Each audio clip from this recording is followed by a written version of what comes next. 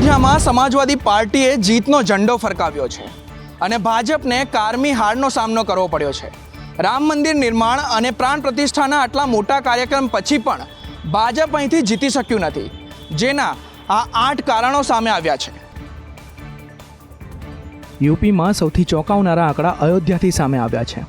અયોધ્યામાં સમાજવાદી પાર્ટીના ઉમેદવાર અવધેશ પ્રસાદે 54,567 મતોથી જીત મેળવી છે। ભાજપે રામ મંદિરના મુદ્દે દેશભરમાં માહોલ બનાવ્યો હતો અને તેને આશા હતી કે તેનો ફાયદો યુપીની લોકસભા ચૂંટણીમાં થશે, પરંતુ ભાજપની આ રણનીતિ માત્ર યુપીમાં જ નિષ્ફળ નથી રહી, પરંતુ અયોધ્યામાં પણ તેના તદ્દન વિપરીત પરિણામો આવ્યા છે। અયોધ્યામાં મોટી સંખ્યામાં પારસી સમુદાય રહે છે। આવી સ્થિતિમાં સમાજવાદી પાર્ટીએ પારસીના ચહેરા અવધેશ પ્રસાદને અયોધ્યામાં પોતાના ઉમેદવાર બનાવ્યા। સમાજવાદી પાર્ટીના ઉમેદવાર અવધેશ પ્રસાદની અયોધ્યાના લોકો પર સારી પકડ છે।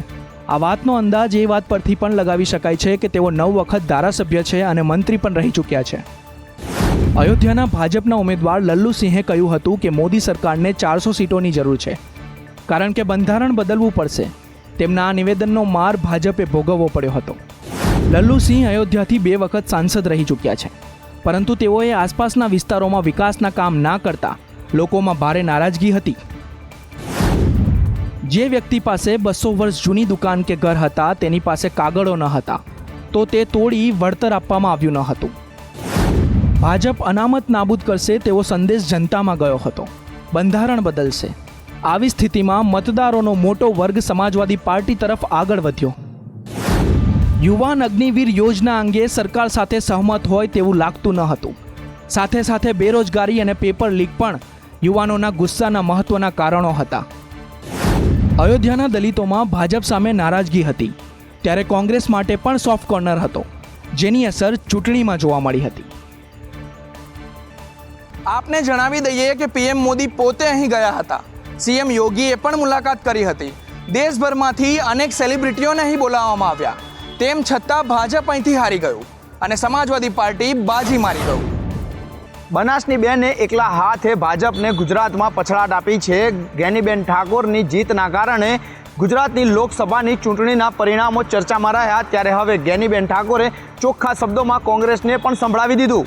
કોંગ્રેસ પાર્ટીને એક જ સંદેશો કે સંગઠનની કામગીરી એ ઝીરો ગ્રાઉન્ડ ઉપર ઘણી જ હું માનું ત્યાં સુધી ભારતીય જનતા પાર્ટીની સરખામણીમાં આપણી સિસ્ટમમાં ક્યાંક ઘણો મોટો અભાવ છે, અને એના કારણે ઉમેદવાર ચૂંટણી લડતો હોય ત્યારે એ પોતાના દમ ઉપર લડવું પડે, પોતાના સમાજની તાકાત ઉપર લડવું પડે। એને બદલે પેરેલલ એ પાર્ટી ચૂંટણી લડતી થશે એ દિવસે હું માનું ત્યાં સુધી કોંગ્રેસ એક મજબૂતાઈથી ચૂંટણી મેદાનમાં જઈ અને જન આશીર્વાદ મેળવશે। બનાસકાંઠાએ એને શરૂઆત કરી દીધી છે।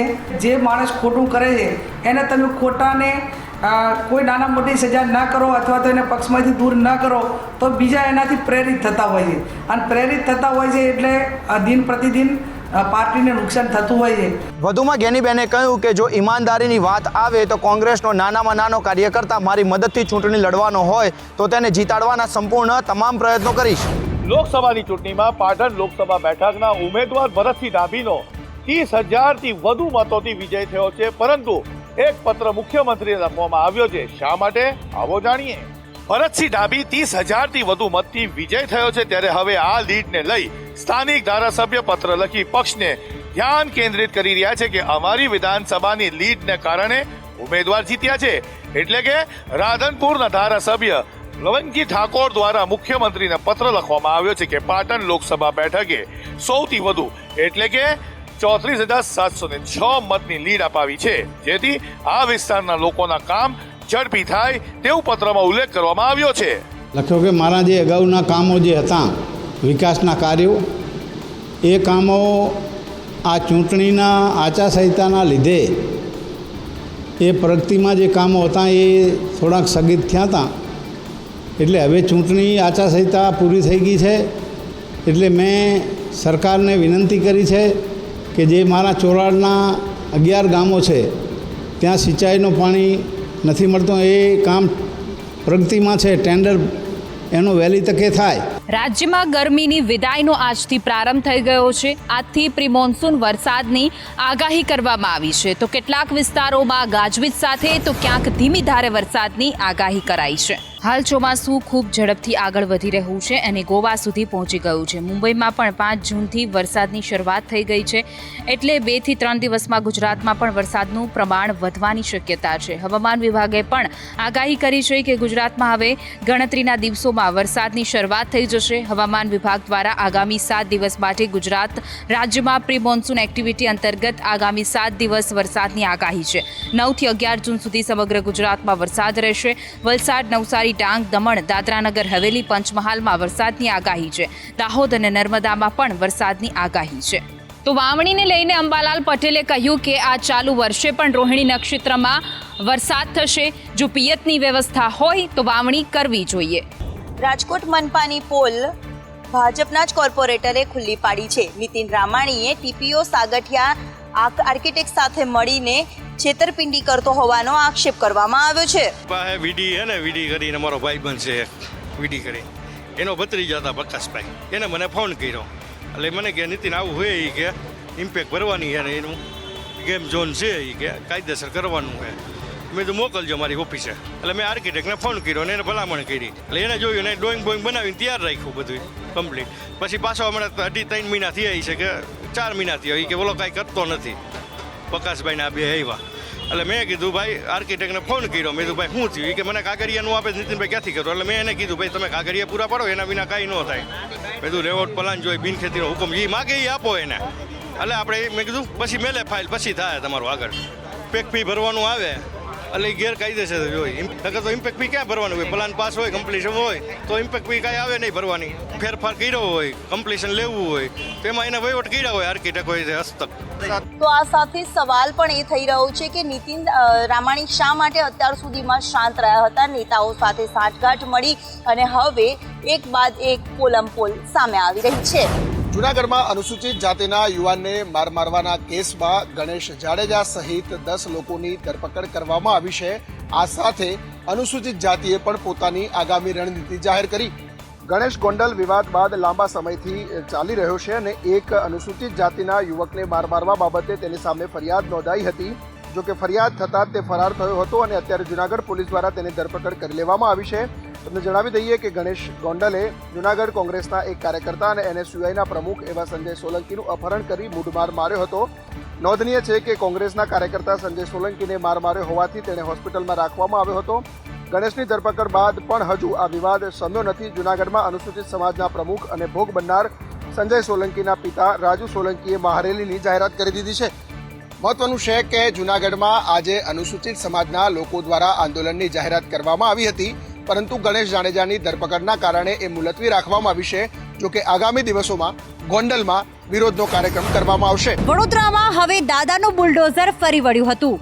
સરદાર ભુવનના ખાંચામાં જે પણ ગેરકાયદેસર દબાણો આવેલા છે તેમાં બુલડોઝર ફેરવવામાં આવ્યું. વડોદરામાં રાજકોટ ગેમ ઝોન દુર્ઘટના બાદ પાલિકા દ્વારા શહેરમાં વિવિધ સ્થળે નોટિસ આપવા સુધીની કડક કાર્યવાહી કરવામાં આવી રહી છે. ત્યારે સરદાર ભુવનના ખાંચામાં આવેલ 180 જેટલા એકમોને સીલ મારવામાં આવતા ભારે હોબાળો મચ્યો છે. ત્યારે હવે તંત્ર પણ એક્શનમાં આવ્યું છે અને આ જગ્યાએ ઉદ્ભવતી ટ્રાફિક અને પાર્કિંગની સમસ્યા લઈને ગેરકાયદેસર દબાણો દૂર કરાયા છે. તો વેપારીઓના ગેરકાયદેસર બાંધકામ તોડવા માટે 15 દિવસનો સમય આપવામાં આવ્યો છે. હાલમાં કોમ્પ્લેક્સ એવા 120 જેટલી દુકાનો છે તે સીલ છે અને નિયમોનું પાલન થશે. તેમાં દબાણો પૂરું કર્યા બાદ પરમિશન અપાશે. અત્યાર સુધી 70 જેટલી દુકાનોની આગળ જે ઓટલા આવેલા છે અને જે રોડ સાઈડ કટિંગ આવેલા છે તે દૂર કરવામાં આવ્યા છે અને હજી પણ જેટલા પણ ગેરકાયદેસર દબાણો હશે તેને દૂર કરવામાં આવશે. મોરબીમાં પાણીના પ્રશ્ન લઈને મહિલાઓ રણચંડી બની હતી. ધારાસભ્ય દુર્લભજી દેઠરિયાના કાર્યાલયે મહિલાઓએ હલ્લાબોલ કર્યો હતો. હાલ એક તરફ ઉનાળાનો સમય ચાલી રહ્યો છે અને ઉપરથી આકરા તાપ પડી રહ્યા છે, જેના કારણે લોકોને પાણીની વધુ જરૂરિયાત પડી રહી છે. ત્યારે મોરબીની જીવાદોરી સમાન મચ્છુ ડેમ પણ ઉપરથી ખાલી કરવામાં આવ્યો છે, જેના કારણે મોરબીમાં પાણીની ભારે તંગી ઊભી થઈ છે. ત્યારે પાણીના પ્રશ્નને મોરબીમાં પ્રમુખ સ્વામી પાર્ક, ઉમિયાનગર 1, 2, 3 સોસાયટી સહિત 20થી વધુ ફ્લેટ ધારકો સહિત મહિલાઓ અને પુરુષો મળી 500થી વધુ લોકોનું ટોળું ધારાસભ્ય દુર્લભજીભાઈ દેથરિયાના કાર્યાલયમાં ઘસી ગયા હતા અને પાણીના પ્રશ્ને બાબતે હલ્લાબોલ કર્યો હતો. ટંકારાના ધારાસભ્ય દુર્લભજી દેથરિયા દ્વારા જણાવાયું હતું કે થોડા સમયમાં ચોમાસું આવી રહ્યું છે, ત્યારે દરવાજાના સમારકના લીધે મચ્છુ ડેમ ખાલી કરવામાં આવ્યો છે, જેના કારણે પાણીની તંગી ઊભી થઈ છે અને હવે MLA દ્વારા કોઈ પણ જવાબ જ ન આપતા હોવાનો સ્થાનિકોએ આક્ષેપ કર્યો છે અને પાણીની તંગી દૂર કરવા માંગ કરવામાં આવી છે. સુરતમાં ખેડૂતો આજે આકરા મૂડમાં જોવા મળ્યા. ખેડૂતોને પૂછ્યા વગર પાવર લાઈન નખાતી હોવાથી વિરોધ કરતા જોવા મળ્યા. સુરતમાં power grid corporation of India company દ્વારા 765 kVની એક નવી વીજ લાઈન નાખવામાં આવતી હોવાની માહિતી સામે આવી છે. નવી વીજ લાઈન નાખવાથી પર્યાવરણ અને ખેતીને નુકસાન થવાના ડરથી ખેડૂતોમાં રોષ ભભૂકી ઉઠ્યો છે. તો બીજી તરફ વીજ લાઈન નાખવાને લઈને કંપની દ્વારા ગ્રામજનો કે ખેડૂતોને પૂછવામાં નથી આવ્યું તેવો આક્ષેપ પણ ખેડૂતોએ કર્યો છે. જેથી પોતાના ખેતરમાંથી લાઈન પસાર ન થવા દેવા બાબતે ખેડૂત સમાજે કામરેલીથી રેલી કાઢી સુરત જિલ્લા કલેક્ટર કચેરીને પોતાના પ્રશ્નની રજૂઆત કરવા પહોંચ્યા હતા. આ પાવર લાઈનથી સુરત જિલ્લા માંડવી, માંગરોળ, કામરેજ, બારડોલી અને પલાસણા તાલુકાના 100થી વધુ ગામોને અસર થઈ શકે છે. ખેડૂતો કોઈ પણ ભોગે પાવર લાઈન નાખવા દેવા નથી માંગતા, જેથી સુરત કલેક્ટર કચેરી ખાતે બેનર સાથે નારેબાજી કરી. વડોદરા સિટી સ્માર્ટ સિટી તરીકે ઓળખાય છે, પરંતુ શહેરના સ્માર્ટ એન્જિનિયરો તેની સુરત બગાડી રહ્યા છે. 164 કરોડના ખર્ચે 6 મહિના પહેલા જ બનાવેલો રોડ પાણીની લાઈન નાખવા માટે ખોદી નાખવામાં આવતા સ્થાનિકોએ કોર્પોરેશનના એન્જિનિયરોને મહામૂખ ગણાવી આક્રોશ વ્યક્ત કર્યો છે. કોર્પોરેશનના સ્માર્ટ અધિકારીઓની અને શાસકોની પણ પોલ ઉગાડી પડી છે. ઘણી જગ્યાએ તો પ્રજાના વેરાના પૈસાનો વેરફાર પણ જોવા મળ્યો છે. માત્ર 6 મહિના પહેલા જ વડોદરા મ્યુનિસિપલ કોર્પોરેશન દ્વારા મકરપુરા હવેલી 4 રસ્તા પાસે 1.5 કરોડથી વધુના ખર્ચે રોડ બનાવવામાં આવ્યો હતો અને 6 મહિના વીતી ગયા તે પહેલા જ વડોદરા મ્યુનિસિપલ કોર્પોરેશને પાણીની પાઇપ નાખવા માટે ફરીથી રોડ ખોદી નાખ્યો છે. આ મામલે વડોદરા મ્યુનિસિપલ કોર્પોરેશને ચોક્કસ જવાબ આપવો જોઈએ કે નાગરિકોના વેરાના પૈસાનો આ રીતના ઉપયોગ કેટલો યોગ્ય છે. આ રિક્ષા છે કે હોસ્પિટલ?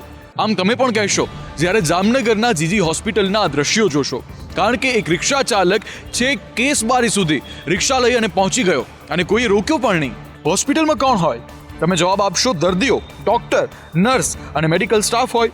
પણ ના, જામનગરની જીજી હોસ્પિટલમાં તો કૂતરા, આખલાઓ, દારૂડિયા ફરતા જોવા મળે છે. તમે જોઈ શકો છો આ તસવીરમાં કે હોસ્પિટલની અંદર કોઈ રિક્ષા લઈને આવી જાય છે અને કોઈ રોકતું પણ નથી. 100થી વધુ સિક્યોરિટી ગાર્ડ હોવા છતાં તંત્રના પેટનું પાણી હલતું પણ નથી. હવે આટલો બધો આ હોસ્પિટલમાં વિવાદ થયો છતાં પણ હોસ્પિટલ તંત્ર મૂક પ્રેક્ષક બની તમાશો જોઈ રહ્યું છે. સૌથી મોટો સવાલ એ છે કે અનેકવાર વિવાદમાં આવવા છતાં હોસ્પિટલ તંત્ર મૂક પ્રેક્ષક બની તમાશો જોતું રહે છે. શા માટે?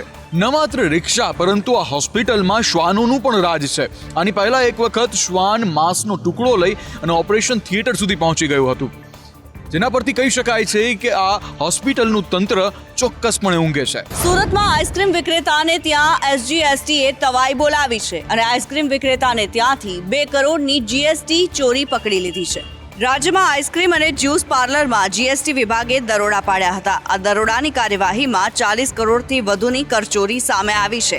અમદાવાદ, સુરત અને રાજકોટના 24 મોટા ટર્નઓવર ધરાવતા આઈસ્ક્રીમ અને જ્યુસ પાર્લર પર દરોડા પાડવામાં આવ્યા હતા.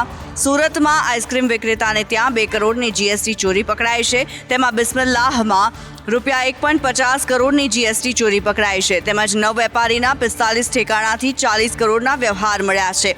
જેમાં રેમ્બો જ્યુસમાં રૂપિયા 40 લાખની GST ચોરી થઈ છે. તંત્ર માટે પેટ પૂજા સોફ્ટવેર પડકારજનક છે. તેમાં પેટ પૂજા સોફ્ટવેરથી બિલ ડિલીટ કરી દેતા હતા. વેચાણકારો હિસાબો ન બતાવીને કરચોરી કરતા હોવાની આશંકા વિભાગને થઈ હતી અને આ આશંકાના આધારે વેપારીઓને ત્યાં તપાસ કરવામાં આવી છે.